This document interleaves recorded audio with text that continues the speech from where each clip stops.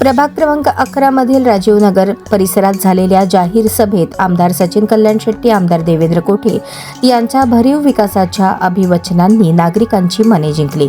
लिंगायत समाजाचे प्राबल्य असलेल्या या भागात झालेल्या सभेला नागरिकांची मोठी गर्दी आणि उत्स्फूर्त प्रतिसाद लाभला. प्रभाग क्रमांक 11 मध्ये रस्ते, ड्रेनेज, पाणी पुरवठा यासाठी 12 कोटी रुपयांची कामे मंजूर असून त्यातील 9 कोटी रुपयांची कामे प्रत्यक्ष सुरू असल्याची माहिती देत दोन्ही आमदारांनी भविष्यातही प्रभागासाठी मोठ्या प्रमाणात निधी आणण्याचा शब्द दिला. या घोषणेमुळे सभास्थळी उपस्थित नागरिकांमध्ये उत्साह संचारला.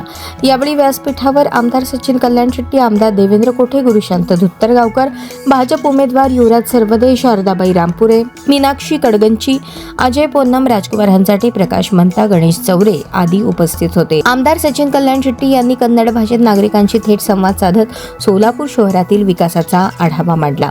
शहरात विमानसेवा, IT पार्क, समांतर जलवाहिनी आणि 892 कोटींची समतोल पाणी पुरवठा योजना मंजूर झाल्याचा उल्लेख करत त्यांनी भाजपच्या 4ही उमेदवारांना विजयी करण्याचे आवाहन केले.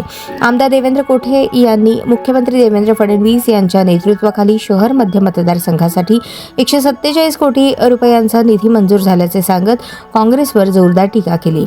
15 वर्षात काँग्रेस आमदारांना एवढा निधी मिळाला नाही. खासदार प्रणिती शिंदे यांनी प्रभाग 11 साठी 90 लाख तरी दिले आहेत का, असा सवाल त्यांनी उपस्थित केला. आपण संघटित राहिलो तर अंगणातील तुळस आणि देवळावरील कळस सुरक्षित राहील. MIM सारख्या पक्षांना डोक्यावर बसवणे सोलापूरकरांना परवडणारे नाही, असा इशाराही त्यांनी दिला.